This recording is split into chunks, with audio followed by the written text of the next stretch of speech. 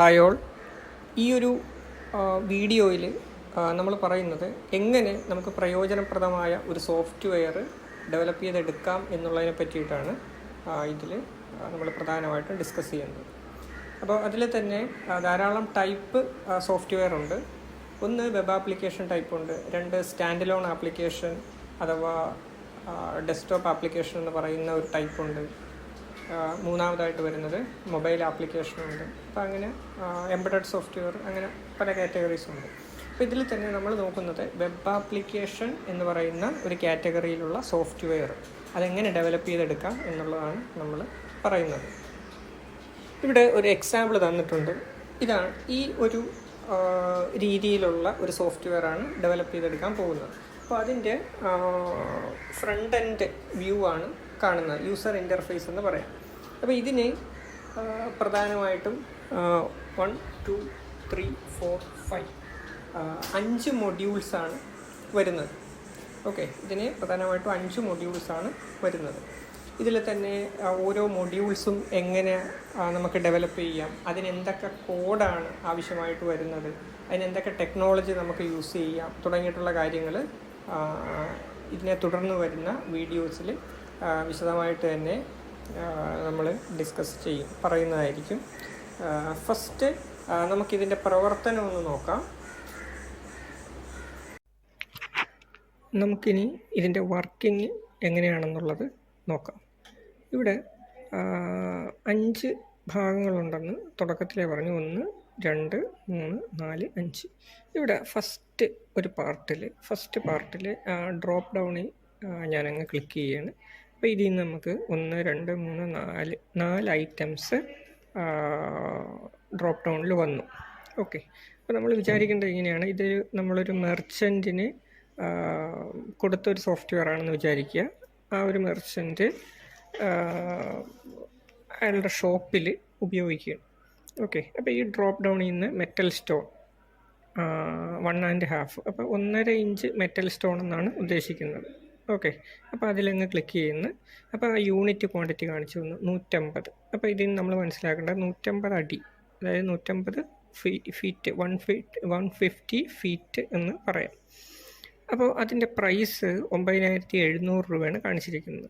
അപ്പോൾ കസ്റ്റമറോട് മെർച്ചൻ്റ് ചോദിക്കുന്നത് എന്തോരാണ് വേണ്ടതെന്ന്. അപ്പോൾ കസ്റ്റമർ പറയുന്നത് എനിക്ക് 300 അടി വേണമെന്ന് പറയുന്നത്, അതായത് 300 ഫീറ്റ് വേണമെന്ന് പറഞ്ഞു. അപ്പോൾ ഇവിടെ 300 എന്ന് കൊടുക്കുന്നു. അപ്പോൾ കസ്റ്റമൈസ്ഡ് ക്വാണ്ടിറ്റി.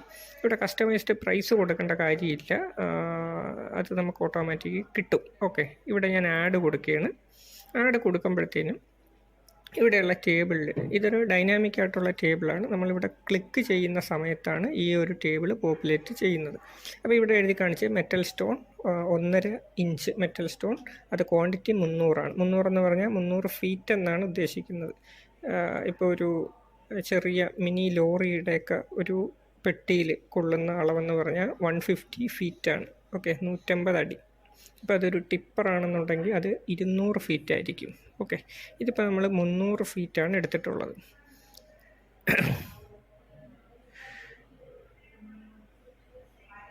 അപ്പോൾ നമുക്ക് വന്നിട്ടുള്ള വിലയാണ് 19,400 രൂപ. അതായത് ഇപ്പോൾ ഉള്ളതിൻ്റെ ഇരട്ടി, ഡബിൾ. 9,700ൻ്റെ ഇരട്ടി എന്ന് പറയുമ്പോൾ 19,400 വരും. ഇത് ഓട്ടോമാറ്റിക്കലി കാൽക്കുലേറ്റ് ചെയ്ത് വന്നു. ലാസ്റ്റ് ടോട്ടൽ പ്രൈസ് എന്നും പറഞ്ഞ് വന്നു. അപ്പോൾ കസ്റ്റമർ പറയണ എനിക്ക് എം സാൻഡും വേണം. ഓക്കെ, എം സാൻഡും വേണം. അപ്പോൾ എം സാൻഡ് ക്ലിക്ക് ചെയ്യുന്നു. എം സാൻഡ് ക്ലിക്ക് ചെയ്യുമ്പോൾ ഈ പറഞ്ഞ പോലെ 150 ഫീറ്റാണ് എടുത്തത്. അപ്പം കസ്റ്റമർ പറയുന്നത് എനിക്ക് 300 അടി ആവശ്യമില്ല, അത് എനിക്കൊരു 150 ഫീറ്റ് തന്നെ മതി, 150 അടി തന്നെ മതി. ഓക്കെ, അപ്പോൾ ആഡ് കൊടുക്കുന്നു. അപ്പോഴത്തേനും എം സാൻഡ് വന്നു. ക്വാണ്ടിറ്റി 150, 150 ഫീറ്റ് 9,600 ആണ് അതിൻ്റെ പ്രൈസ്. അപ്പോൾ ടോട്ടൽ പ്രൈസ് വന്നു 29,000 രൂപ എന്നും പറഞ്ഞ് വന്നു. ഓക്കെ, അപ്പോൾ കസ്റ്റമർ പറയുന്നത് എനിക്കിനി ക്ലാഡിങ് ഷീറ്റ് വേണം. അപ്പോൾ കാണിച്ചു, ക്ലാഡിങ് ഷീറ്റ് ഒരെണ്ണത്തിന് 510 രൂപ. അപ്പോൾ എത്ര എണ്ണം വേണമെന്ന് ചോദിക്കുന്നു. അപ്പോൾ പറയണത് എനിക്കൊരു 15 എണ്ണം വേണം. 15 കൊടുത്തു, ആഡ് കൊടുക്കുന്നു. അപ്പോൾ 15 എണ്ണത്തിന് 7,650 രൂപ, അതായത് 510 ഇൻറ്റു 50. അപ്പോൾ നമുക്ക് എത്ര കിട്ടും? 7,650 കിട്ടും. അപ്പോൾ മൊത്തം പ്രൈസ് ഇപ്പോൾ 36,650 വന്നു. ഓക്കെ, ഇതാണ് ഈ 2 ഭാഗത്തായിട്ട് നടക്കുന്നത്. ഇനി നമുക്ക് നോക്കാനുള്ളത് ഇവിടെ നോക്കിയേ, താഴത്ത് select category two B edited എന്നും പറഞ്ഞ് കൊടുത്തിട്ടുണ്ട്. അപ്പോൾ നമുക്കിവിടെ എഡിറ്റ് ചെയ്യാനുള്ളൊരു ഓപ്ഷനുണ്ട്. ഇവിടെ ഞാൻ വന്നിട്ട് എം സാൻഡ്, ഞാനിപ്പോൾ എടുക്കുന്ന cladding sheet M sand metal stone ഞാൻ എടുക്കുന്നത്. മെറ്റൽ സ്റ്റോൺ ഇത് 3/4 എന്ന് കൊടുത്തിട്ടുണ്ട്. അതായത് 3/4 ഇഞ്ച് മെറ്റൽ സ്റ്റോൺ എന്നാണ് ഉദ്ദേശിക്കുന്നത്. നമ്മൾ മുൻപ് ഉപയോഗിച്ചത് 1.5 ഇഞ്ച്. അപ്പോൾ അതിനൊക്കെ ചെറുതായിട്ടുള്ളതാണ്, അതിൻ്റെ നേർപകുതിയായിട്ടുള്ളതാണ് ഈ 3/4 ഇഞ്ച് എന്ന് പറയുന്നത്, 3/4. അപ്പോൾ അതേ ഞാൻ ക്ലിക്ക് ചെയ്യുന്നു. അപ്പോൾ കാണിക്കുന്ന വില എന്ന് പറയുന്നത് 150 ഫീറ്റിന് 9,000 രൂപയാണ് അതിൻ്റെ വില. അപ്പോൾ ചിലപ്പോൾ മാർക്കറ്റ് പ്രൈസ് അന്ന് കുറേ കൂടി എന്തെങ്കിലും ചെയ്തിരിക്കുക. അപ്പം നമ്മൾ പറയണത് ഇപ്പോഴത്തെ വിലയെന്ന് പറഞ്ഞാൽ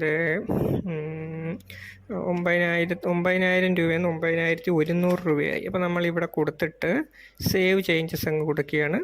അങ്ങനെ കൊടുത്തു കഴിയുമ്പോൾ ചേഞ്ചസ് സേവ്ഡ് സക്സസ്ഫുള്ളി എന്നും പറഞ്ഞ് നമുക്കൊരു അലർട്ട് വന്നു. നമ്മളത് ഓക്കെ കൊടുത്തു. ഇനി നമുക്ക് വീണ്ടും ഈ ഒരു ഭാഗത്ത് വന്നിട്ട് അതിൻ്റെ വില ചേഞ്ച് ആയോ എന്ന് ഒന്നുകൂടെ ചെക്ക് ചെയ്യാം. ഇവിടെ വന്നിട്ട് നമ്മൾ മെറ്റൽ സ്റ്റോൺ 3/4 എന്നും പറഞ്ഞ് കൊടുക്കുന്നു. അപ്പോൾ അതിൻ്റെ വില 9,100 എന്നും പറഞ്ഞ് ചേഞ്ച് ആയിട്ടുണ്ട്. ഓക്കെ, ഇനി നമുക്ക് വീണ്ടും ഈ എഡിറ്റിൽ വന്നിട്ട് മെറ്റൽ സ്റ്റോൺ എടുക്കാം. അപ്പോൾ 9,100 കാണിക്കണം. നമ്മൾ വീണ്ടും ചേഞ്ച് ചെയ്ത് പഴയ പോലെ 9,000 ആക്കിയാണ്. സേവ് ചേഞ്ചസ് കൊടുക്കുകയാണ്. അപ്പോൾ വീണ്ടും ചേഞ്ചസ് സേവ്ഡ് സക്സസ്ഫുള്ളി എന്നും പറഞ്ഞ് കാണിച്ചു, ഒരു അലർട്ട് കാണിച്ചു. നമ്മളതിൽ ഓക്കെ കൊടുത്തു. ഇവിടെ വന്നിട്ട് ഒന്നുകൂടെ ചെക്ക് ചെയ്യാം. ഇപ്പോൾ അത് 9,000 തന്നെ ആയിട്ടുണ്ട്. അപ്പോൾ നമുക്ക് ഇതും കൂടെ ഒന്ന് ആഡ് ചെയ്തു. അപ്പോൾ 15 വന്നിട്ടുള്ളത്. ഓക്കെ, 15 വന്നിട്ടുള്ളത്. Customised quantity 15. ഓക്കെ, നമ്മൾ 150 എങ്കിലുമൊക്കെ കൊടുക്കേണ്ടതായിരുന്നു മെറ്റൽ സ്റ്റോൺ. അത് കുഴപ്പമില്ല. അപ്പോൾ അതിൻ്റെ കസ്റ്റമൈസ്ഡ് ആയിട്ടുള്ള പ്രൈസാണ് വന്നിട്ടുള്ളത്, 900 എന്നും പറഞ്ഞിട്ട്. ഓക്കെ, 900 എന്നും പറഞ്ഞിട്ട് വന്നു. ഇനി നമുക്ക് ഒരു ന്യൂ ഐറ്റം ആഡ് ചെയ്യണമെന്നുണ്ടെങ്കിൽ നമുക്കത് ഇവിടുന്ന് ആഡ് ചെയ്യാനായിട്ട് പറ്റും. ഇപ്പം നിലവിൽ 1, 2, 3, 4 ഐറ്റമാണ് ഉള്ളത്. ഇപ്പോൾ ഞാനിവിടെ വന്നിട്ട് ന്യൂ ഐറ്റം കൊടുക്കുകയാണ്. ന്യൂ ഐറ്റം നമുക്ക് ഇവിടെ ഒരെണ്ണം കൊടുക്കാം. ഞാൻ കൊടുക്കുകയാണ് ട്രഫോർഡ് ഷീറ്റ് എന്നും പറഞ്ഞ് കൊടുക്കുക. New item Trafford sheet, unit quantity എന്ന് പറഞ്ഞാൽ 1. ഒരു ട്രഫോർഡ് ഷീറ്റിന് എൻ്റെ പ്രൈസ് എന്ന് പറഞ്ഞാൽ നമുക്ക് 420 കൊടുക്കാം. ഓക്കെ, ഞാൻ ആഡ് ന്യൂ ഐറ്റം എന്നുള്ള ബട്ടൺ ക്ലിക്ക് ചെയ്തു. ഇൻസർട്ടഡ് സക്സസ്ഫുള്ളി എന്നും പറഞ്ഞ് മെസ്സേജ് വന്നു. ഞാൻ ഓക്കെ ബട്ടൺ പ്രസ് ചെയ്യുന്നു. ഇനി നമുക്കൊന്നുകൂടെ ചെക്ക് ചെയ്യാം. ഇവിടെ ട്രഫോർഡ് ഷീറ്റ് വന്നിട്ടുണ്ട്. നമുക്ക് ഇവിടെയും വന്ന് ചെക്ക് ചെയ്യാം. ഇവിടെയും ട്രഫോർഡ് ഷീറ്റ് വന്നിട്ടുണ്ട്.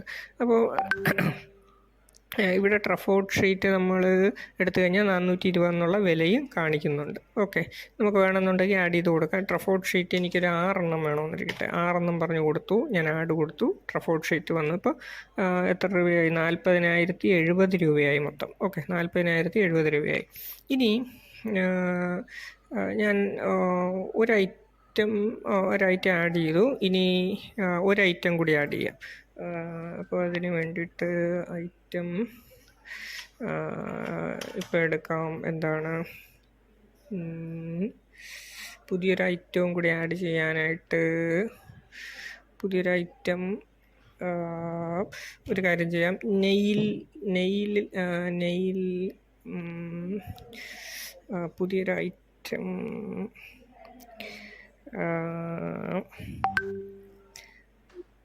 കവർ ബ്ലോക്ക് എന്നും പറഞ്ഞു കൊടുക്കാം. കവർ ബ്ലോക്ക് അങ്ങനത്തെ ഒരു ഐറ്റം ഉണ്ട്. കവർ ബ്ലോക്ക് എന്നും പറഞ്ഞ ഐറ്റം ഉണ്ട്. ആ ഒരു ഐറ്റത്തിന് ഞാനിവിടെ വില കൊടുക്കുന്നത് 42 രൂപയെന്നും പറഞ്ഞ് വില കൊടുക്കുന്നു. ഓക്കെ, 42 രൂപയെന്നും പറഞ്ഞ് വില കൊടുക്കുന്നു. അതിന് ശേഷം ഞാൻ ആഡ് ന്യൂ എന്നും പറഞ്ഞ് കൊടുക്കുന്നു. ഇൻസർട്ട് സക്സസ്ഫുള്ളി എന്ന് വന്നു. ഇവിടെ വന്ന് കവർ ബ്ലോക്ക് വന്നിട്ടുണ്ട്, 42 രൂപ. ഓക്കെ, കസ്റ്റമൈസ്ഡ് ക്വാണ്ടിറ്റി നമുക്ക് എത്ര വേണമെന്നുണ്ടെങ്കിലും കൊടുക്കാം. ഇനി ഞാനത് കാണിക്കാൻ പോകുന്ന ഈ ഇൻസേർട്ട് ചെയ്ത സംഗതി നമുക്ക് ഡിലീഷൻ ചെയ്ത് നോക്കാം. ഓക്കെ, അപ്പോൾ ഈ ഡ്രോപ്പ് ഡൗണിൽ നിന്ന് ഞാൻ കവർ ബ്ലോക്ക് എടുത്തിട്ട് ഡിലീറ്റ് ഐറ്റംസ് എന്നും പറഞ്ഞു കൊടുക്കുന്നു. ഡിലീറ്റഡ് സക്സസ്ഫുള്ളി എന്നും പറഞ്ഞ് മെസ്സേജ് വന്നു. ഇനി നമുക്ക് നോക്കാം. ആ ഒരു കവർ ബ്ലോക്ക് എന്നുള്ള ഐറ്റം പോയിട്ടുണ്ട്. ഇവിടെയും കവർ ബ്ലോക്ക് എന്നുള്ള ഐറ്റം പോയിട്ടുണ്ട്. അപ്പോൾ ഇതാണ് നമ്മൾ ഈ ഒരു ചെറിയ സോഫ്റ്റ്വെയറിലൂടെ കാണിക്കുന്നത്. അതായത് ഈ സോഫ്റ്റ്വെയറിലൂടെ നമുക്ക് ഒരു കാര്യം എൻ്റർ ചെയ്യാൻ പറ്റുന്നുണ്ട്. ആ എൻ്റർ ചെയ്തത് ഒരു ടേബിളിൽ പോപ്പുലേറ്റ് ചെയ്യാൻ പറ്റുന്നുണ്ട്. അതുപോലെ തന്നെ നമ്മൾ എൻ്റർ ചെയ്ത കാര്യം നമുക്ക് എഡിറ്റ് ചെയ്യാൻ പറ്റുന്നുണ്ട്. അതിൻ്റെ വിലയൊക്കെ എഡിറ്റ് ചെയ്യാൻ പറ്റുന്നുണ്ട്. ഇവിടെ ഈ ഒരു ഓപ്ഷനിൽ നമുക്ക് പുതിയ ഒരു ഐറ്റം ആഡ് ചെയ്യാൻ പറ്റുന്നുണ്ട്. അതുപോലെ തന്നെ ആഡ് ചെയ്ത ഐറ്റം നമുക്ക് ഡിലീറ്റ് ചെയ്യാനുള്ള ഓപ്ഷനുണ്ട്. ഇത്രയും കാര്യങ്ങളൊക്കെയാണ് നമുക്ക് നടക്കേണ്ടത്. ഇനി നമുക്ക് ഇവിടെ പ്രിൻ്റ് ടേബിൾ എന്നും പറഞ്ഞിട്ടുണ്ട്. നമുക്കിതൊന്ന് ഈ ബട്ടൺ പ്രസ് ചെയ്യാം. അപ്പോൾ പ്രിൻ്റ് ടേബിൾ ഡീറ്റെയിൽസ് എന്നും പറഞ്ഞൊരു അലർട്ട് വരും. ഇപ്പോൾ വന്ന അലർട്ടിൻ്റെ ആവശ്യമില്ല. അത് വേണമെന്നുണ്ടെങ്കിൽ നമുക്ക് ഒഴിവാക്കാവുന്നതാണ്. അതായത് നമുക്ക് പ്രിൻ്റ് ചെയ്യാനുള്ളൊരു ഓപ്ഷൻ വന്നു. ഞാനിതൊന്ന് മാക്സിമൈസ് ചെയ്തു. അതിനുശേഷം സേവ് ബട്ടൺ പ്രസ് ചെയ്ത് കഴിഞ്ഞാൽ ഇതിലിപ്പോൾ ഈ ഒരു സിസ്റ്റത്തിൽ പ്രിൻ്റർ കണക്ട് ചെയ്തിട്ടില്ല. വേണമെന്നുണ്ടെങ്കിൽ പ്രിൻ്റർ കണക്ട് ചെയ്തിട്ടുണ്ടെങ്കിൽ നമ്മൾ ഈ സേവ് ആസ് PDF പകരം നേരിട്ട് നമുക്ക് എന്ത് കൊടുക്കാം, പ്രിൻ്റ് അങ്ങ് കൊടുക്കാവുന്നതാണ്. ഓക്കെ, ഈ പ്രൊഡക്റ്റ് ഡീറ്റെയിൽസ് എന്നും പറഞ്ഞിട്ട് ഒരു പേരിൽ ഞാനത് സേവ് ചെയ്യാണ്. Do you want to replace, ഞാൻ എസ് കൊടുക്കുകയാണ്. ഇങ്ങനത്തൊരു വിൻഡോ നമുക്ക് കിട്ടും. ഇവിടെ നമുക്കിത് ടേബിളാക്കി വരുത്തിക്കഴിഞ്ഞാൽ കുറച്ചുകൂടെ ഭംഗിയായി. ഇത് ജസ്റ്റ് ഒന്ന് വരുത്തിയെന്നേ ഉള്ളൂ. ഓക്കെ, ഇപ്പോൾ ഇത്രയും കാര്യങ്ങളൊക്കെയാണ് നമുക്ക് ഈ ഒരു സോഫ്റ്റ്വെയർ ഉപയോഗിച്ച് ചെയ്യാൻ പറ്റുന്നത്. പിന്നെ സേവ് ടു ഡേറ്റാബേസ് എന്നുള്ള ബട്ടൺ പ്രസ് ചെയ്ത് കഴിഞ്ഞാൽ ഈ ടേബിളിലുള്ള ഡീറ്റെയിൽസ് ഒരു ഡേറ്റാബേസിൻ്റെ അകത്തേക്ക് പോയി സേവ് ആകും. ഇപ്പോൾ നമ്മൾ ഈ ഒരു സോഫ്റ്റ്വെയറിൽ കണ്ട ഓരോ ഡേറ്റയും, ഈ 1 2 3 4 5 ഈ 5 ഡേറ്റയും വരുന്നത് ഡേറ്റാബേസിൽ നിന്നാണ്. അതുകൊണ്ടാണ് നമുക്ക് ഇവിടുന്ന് പുതിയൊരു ഐറ്റം ആഡ് ചെയ്യാൻ പറ്റുന്നതും ആ ആഡ് ചെയ്യുന്നത് ആ ഒരു ഇൻസ്റ്റൻറ്റിൽ തന്നെ മറ്റ് ഡ്രോപ്പ് ഡൗണുകളിലല്ല, എല്ലാ ഡ്രോപ്പ് ഡൗണിലും നമുക്കത് പോപ്പുലേറ്റ് ചെയ്ത് വരുന്നതിൻ്റെ കാരണം അത് തന്നെയാണ്. ഓക്കെ, അപ്പോൾ ഇത്രയും കാര്യങ്ങളാണ് ഈ ഒരു സോഫ്റ്റ്വെയറുമായിട്ട് നമുക്ക് പഠിക്കാനുള്ളത്. ഇത് നമ്മൾ ബേസിക്കായിട്ട് പഠിച്ചിരിക്കേണ്ട കാര്യങ്ങളാണ്. ഇതൊക്കെ തന്നെയാണ് എല്ലാ സോഫ്റ്റ്വെയറിലും നമ്മൾ ഉപയോഗിക്കുന്നത്. പിന്നീട് നമുക്ക് ചെയ്യാനുള്ള കോഡ് ഒപ്റ്റിമൈസേഷനാണ്, എങ്ങനെയൊക്കെ കോഡ് മെച്ചപ്പെടുത്താൻ എന്നുള്ളത്. അതുപോലെ തന്നെ മറ്റൊരു കാര്യം, നമുക്ക് ഈ ഓരോ മൊഡ്യൂളും ഓരോരോ പേജിൽ ഉൾപ്പെടുത്താവുന്നതാണ്. ഇതിപ്പോൾ എല്ലാ കാര്യങ്ങളും കൂടെ ഒരൊറ്റ പേജിൽ ഉൾപ്പെടുത്തിയിട്ടുള്ള ഒരു സിമ്പിൾ പ്രൊജക്റ്റായിട്ടാണ്. നമ്മളിത് ഓരോ പേജിൽ ഉൾപ്പെടുത്തും തോറും കോഡിൻ്റെ എണ്ണം കുറയും. ഓരോ ഫയലിലുള്ള കോഡിൻ്റെ എണ്ണം കുറയും. അപ്പോൾ നമുക്ക് കുറച്ചുകൂടെ എളുപ്പമാകും. ഓക്കെ.